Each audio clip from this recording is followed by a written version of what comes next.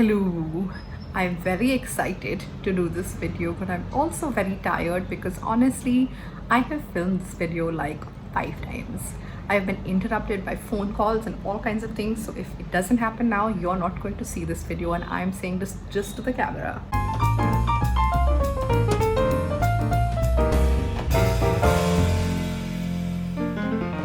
This is the mid-year book freak out tag. I find it funny, like that sentence.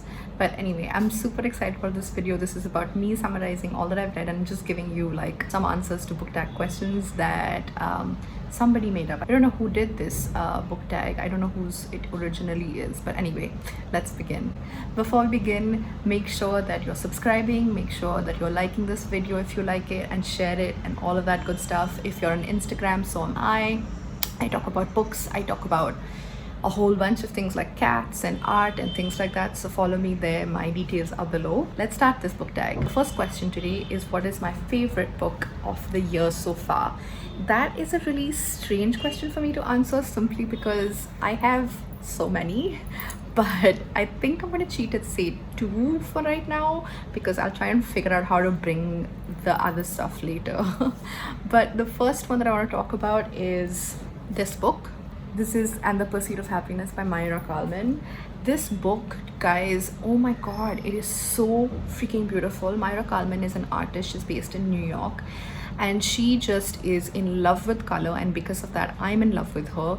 It's insane. Like, some of her stuff is just mind-blowing, and it's just like, I'm so in love with her. I don't even know how to describe this book, because it's like her journey. She travels through a lot of America to like basically do research on some of the great people in America who made America great, and she basically talks about who they were as people, what they were thinking perhaps, and like what their home life was, and really random stuff like that. So the best part about this book really is that it's got words and pictures. Isn't that amazing? I sound like a 2-year-old right now, but it's true.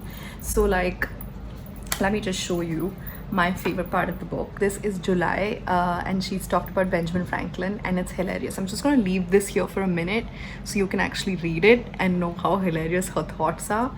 It's pretty crazy, like her observations that she's written down, and like some of the graphics in this book are just like gorgeous. Just look at that, so pretty. Like, you have to have this book to really know how amazing her observations are, both from like pictures as well as like words, right? Like, just her art is just so freaking nice and colorful. I can't get over it. Anyway, I should stop gushing right now. I'm going to talk to you about the second book that I want to talk about. So the second best book that I have is an audiobook, which is just strange because until very recently I didn't even like audiobooks, and then I now have like a book that is on my best of. Like, that's amazing, right? It's such a great journey. Just goes to show you, don't like basically say no to things that you don't try a couple of times. So this is Anxious People by Frederick Bachman. The narrator of this has done such a good job. This is about a bank robbery gone completely haywire, becomes a hostage situation, but not even in the bank but somewhere else, and everybody is like this hilarious character. It's really good. Have to listen to it, and I say listen because that's what I mean. I really mean you have to listen to it. So the next question is, what is the best sequel you've read this year? For me, honestly, I've read one sequel and I haven't read it fully. I'm like halfway through. This is the Farseer trilogy. This is about an assassin, a boy who is picked up to become an assassin for the king. The second book explores what his life is like when he grows up a little bit and what complications come in them and things like that. The first book was really great. The second book is so good so far too, but like, I am not in the mood for fantasy, so I've kind of abandoned it for now, but I will be picking it up soon again. And that's the only one that I've read, so I guess by default, because it's good, becomes, you know, the best that I've read so far. So yeah. The next question is, what is a new release that I haven't read but I would like to read? This is the same as everybody else that has answered this question, which is Malibu Rising by Taylor Jenkins Reid. She also wrote Daisy Jones and the Six and The Seven Husbands of Evelyn Hugo. Both of them are really good books. I actually don't know much about Malibu Rising. I just know that it's set in Malibu and it's set in the 1980s. So I'm excited about it because I love historical fiction and I love Taylor Jenkins Reid's. She's a good author. She like writes stuff that is pacey, that is quick, uncomplicated, and very entertaining. Most anticipated release for the second half of the year. To be honest, I don't really like go through book lists. Sometimes I do, but I this year have not. But which reminds me, I should probably go and look at the BuzzFeed lists. I actually like their lists. They're very accessible. They're not like just books that win or books that are going to win or like just literary fiction. So yeah, I'm gonna go do that, but like for now there's nothing much that I'm really like dying for. The next question is biggest disappointment of the year. For me, it's got to be The Vanishing Half by Brit Bennett, and it's not like a huge disappointment or anything. It's like 3.5 stars is what I rated it, but I thought it would be a lot more because like BookTube, all of BookTube last year was just going on and on and on about it, and this is one of the first books that I read this year, and I was so excited about it. And it's a good one. It's about these twin sisters who live in the southern half of the United States of America, in this little town, and they basically want to escape this little town, and so they do, and they find themselves, they discover themselves, and lots of very very very complicated things happen, and that's great. But like I thought it'd be a lot more. I thought there'd be a lot more nuanced conversation about race, about identity, about being a woman, and she's talked about all of these things, but it doesn't really like dig as deep as I would have liked it to. So I feel like it was a disappointment, but it wasn't like a huge disappointment, to be fair. Favorite new author? That's the next question. This is where I'm going to fit in my next other awesome book of the year. This is basically Ashley Audrain, who wrote The Push. I've talked about this in an earlier video as well, but to summarize, basically it is about trying to understand motherhood. It is about a woman who's trying to figure out her very complicated relationship with her daughter. And this author has done such a good job because it's unputdownable. She has spun the story with some suspense. There's a lot of intergenerational sort of topics. There's obviously the topic of like what is a perfect family, what is a perfect relationship with your family and your children and things like that. It's so good. I feel like I'm definitely going to pick up anything that this author writes in the future. The next question is newest fictional crush. I don't think I have an answer for this because I don't really have fictional crushes, and certainly not in the first half of this year. Let's see.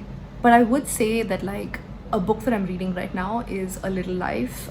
This is a very popular book again, and there are these 4 boys who are best friends, and though I don't have a crush on any of them, I think I would like to like passively hang out with them to see what it's like and what the dynamic really feels like in real life. It's a bit weird and stalkerish, but like yeah, so not a crush, just a bit of a stalker behavior thing.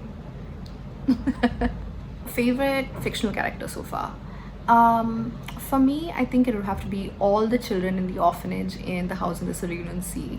This is basically a fantasy book where this man is asked to go to an orphanage, and the kids there have these crazy powers. They have like this bizarre, I guess powers or like abilities, so to speak, and they're just weird children, but they've been drawn out so well, it like really tickled my imagination. Next question is books that made you cry. The book that made me cry is the one I'm reading right now. I'm making a vlog about it, so we'll talk about it more in detail then, but essentially this is A Little Life again. A Little Life is essentially one of BookTube's favorites, and it has literally made like everybody cry. So I'll talk about this a little bit more in my vlog. A book that made me happy. This for me is probably also The House in the Cerulean Sea, because I feel like I spent a lot of time like not being able to read a couple of months in the first half of this year, and I feel like that book really was like the happiest book I could read at that point. And so yeah, that's the book that made me happy. The most beautiful book that I bought this year so far. I did not buy this book, you guys, but like it was gifted to me by one of my dear friends, and it's such a great book. It's so well, the whole book is like illustrated like this. It's so freaking gorgeous. Just look at this. It's just amazing. It's just like such a freehand but still so much detail sort of a style. I love it. Even the message in the book is really beautiful. So yeah, this is basically The Boy, the Mole, the Fox and the Horse by Charlie Macri. The last question is what are you looking forward to read in the rest of the year? And for me, it would be all of the books that I haven't finished. So very weirdly, this year has been about books that I haven't finished. Like I've picked up some great books this year and I just haven't been able to finish it. I've just left it like halfway. Not because that I don't want to read it ever, just because I haven't just gone back to it, and I definitely want to finish it because otherwise I'm missing out on an experience. So I'm going to show you some of those, the ones that are not on my Kindle. This is All About Love by Bell Hooks. Wonderful, wonderful, wonderful book, non-fiction book about just how love can like change your life and change your perspective in life and all of that good stuff. If only you understand like empathy and how love connects to that, generosity, thoughtfulness, all of that jazz. It's so good. It's so well written and articulated.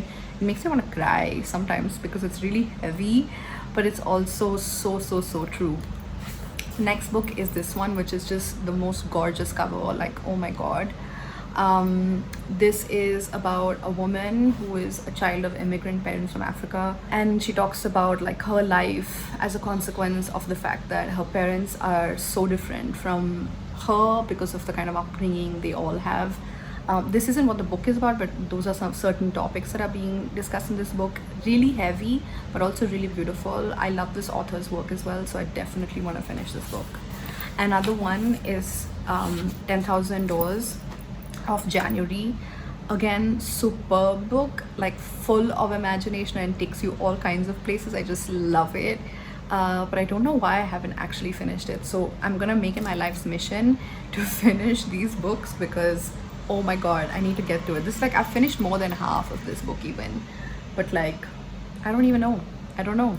I have a bunch in my Kindle as well that I really want to finish, and that is what I'm looking forward to doing or reading this year, in the rest of the year.